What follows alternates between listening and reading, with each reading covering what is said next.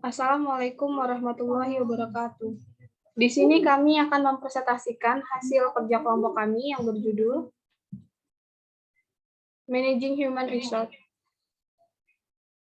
Kami dari kelompok 10 yang beranggotakan saya Tia Septiana Rahayu, yang kedua Wayaniken, yang ketiga Vina Kusnul, yang keempat Taufik Kefli, yang kelima Wahyu Saputra. Yang pertama materi akan dibacakan oleh Tia Septiana Rahayu. Saya. Peran strategis human resource untuk mendorong kinerja organisasi. Menggunakan yang pertama pendekatan strategis. Pendekatan strategis untuk manajemen sumber daya manusia mengakui 3 elemen kunci. Yang pertama, semua manajer terlibat dalam manajemen sumber daya manusia. Yang kedua, karyawan dipandang sebagai aset. Karyawan bukan bangunan dan mesin.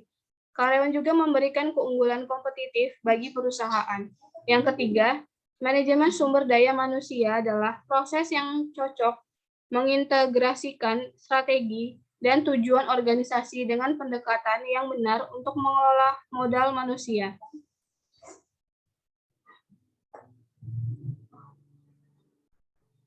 Seperti bagan yang di layar, 3 kegiatan human resource yang diuraikan dalam tampilan bagan di layar adalah menemukan orang yang tepat, mengelola bakat, sehingga orang mencapai potensi mereka, dan mempertahankan tenaga kerja selama jangka panjang. Selanjutnya akan disampaikan oleh Wayaniken. Terima kasih untuk moderator. Di sini saya akan melanjutkan materi dari Tia Septina. Membangun sumber daya manusia mendorong kinerja. Keputusan strategi terkait dengan pertimbangan sumber daya manusia di banyak perusahaan, terutama yang lebih mengandalkan informasi, karyawan, reaktivitas, dan pengetahuan, dan layanan daripada mesin.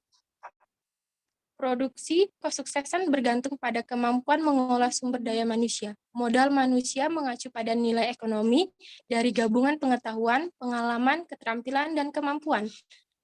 Karyawan untuk membangun modal manusia, HRM, atau biasanya disebut Human Resource Management, mengembangkan strategi untuk menemukan bakat terbaik, meningkatkan keterampilan dan pengetahuan mereka dengan program pelatihan, dan peluang untuk pengembangan pribadi dan profesional, dan memberikan kompensasi dan manfaat yang mendukung berbagai pengetahuan, dan memberikan penghargaan yang tepat kepada orang-orang atas kontribusi mereka terhadap organisasi.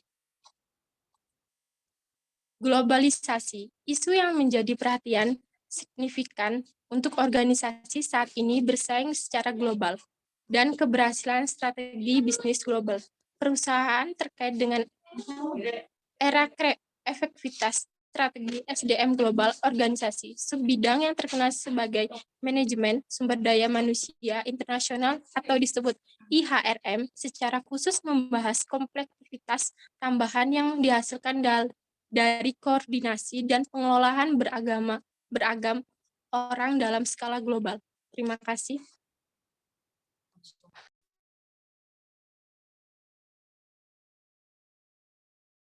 Selanjutnya akan disampaikan oleh Vina Kusnul.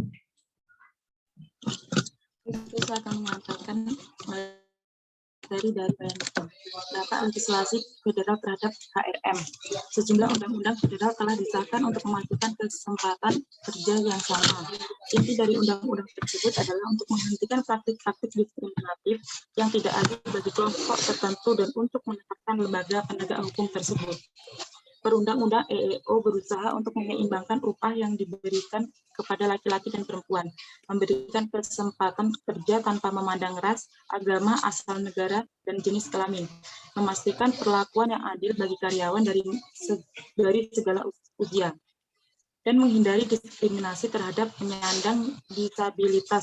Diskriminasi tersebut terjadi ketika beberapa pelamar dipekerjakan atau dipromosikan berdasarkan kriteria yang tidak relevan dengan pekerjaan. Misalnya, menolak untuk mempekerjakan pelamar kulit hitam untuk pekerja yang dia memenuhi syarat untuk mengisi atau membayar perempuan dengan upah yang lebih rendah daripada laki-laki untuk pekerja yang sama adalah tindakan diskriminatif. Sifat karir yang berubah, kontrak sosial yang berubah. Kontrak sosial yang berubah dalam kontrak sosial lama antara organisasi dan karyawan. Karyawan dapat menyumbangkan kemampuan, pendidikan, loyalitas, dan komitmen dan mengharapkan imbalan bahwa perusahaan akan memberikan upah dan manfaat, pekerjaan, kemajuan, dan pelatihan sepanjang masa kerja karyawan. Tetapi perubahan di lingkungan yang tidak stabil telah mengganggu kontrak ini. Inovasi dalam HRM. Perubahan yang cepat dan ketidakpastian dalam lingkungan bisnis saat ini membawa tantangan baru yang signifikan bagi manajemen sumber daya manusia. Beberapa masalah menjadi pilihan mengenai karyawan sementara dan bekerja paruh waktu, tuntutan yang meningkat untuk keseimbangan kerja atau hidup dan mengelola perampingan secara manusiawi. Oke, terima kasih. Selanjutnya yang akan disampaikan oleh Taufik Kifli.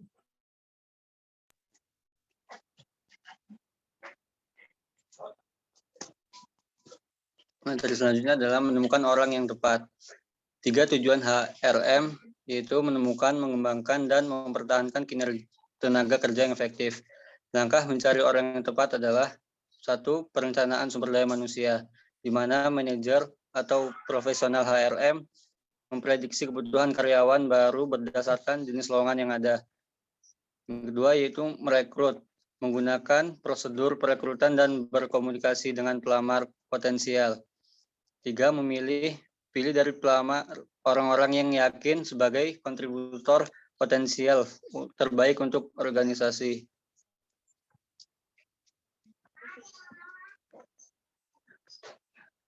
Kemudian mempertahankan tenaga kerja yang efektif. Pemeliharaan tenaga kerja saat ini melibatkan 1. Kompensasi. Yang dimaksud dengan kompensasi adalah semua pembayaran moneter dan semua barang atau komoditas yang digunakan sebagai pengganti uang untuk memberi penghargaan kepada karyawan. Struktur kompensasi organisasi mencakup upah atau gaji dan tunjangan seperti asuransi kesehatan, liburan berbayar, atau pusat kebugaran karyawan.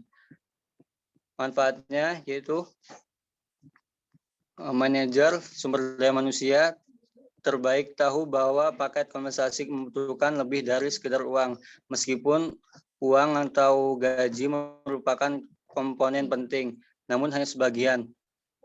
Sama pentingnya adalah manfaat yang ditawarkan oleh organisasi. Sekian, lanjut.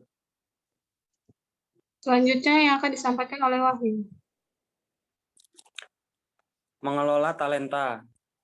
Tujuan manusia sumber daya selanjutnya adalah mengembangkan karyawan menjadi tenaga kerja yang efektif. Kegiatan pengembangan utama meliputi pelatihan dan pengembangan.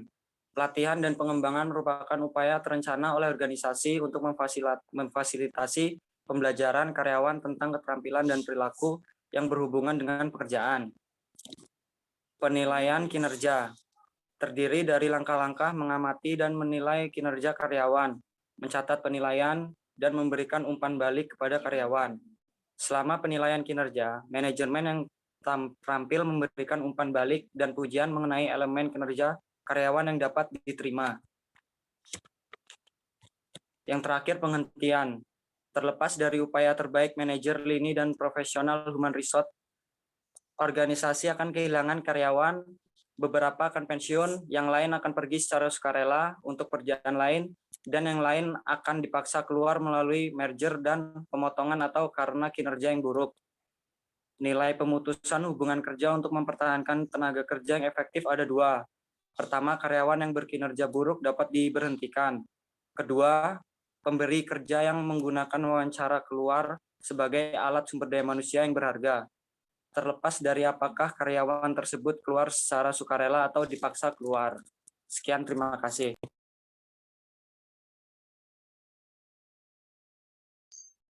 Demikian presentasi dari kelompok kami. Bila ada salah, kami mohon maaf dan kami membuka sesi tanya jawab di forum SPADA. Wassalamualaikum warahmatullahi wabarakatuh.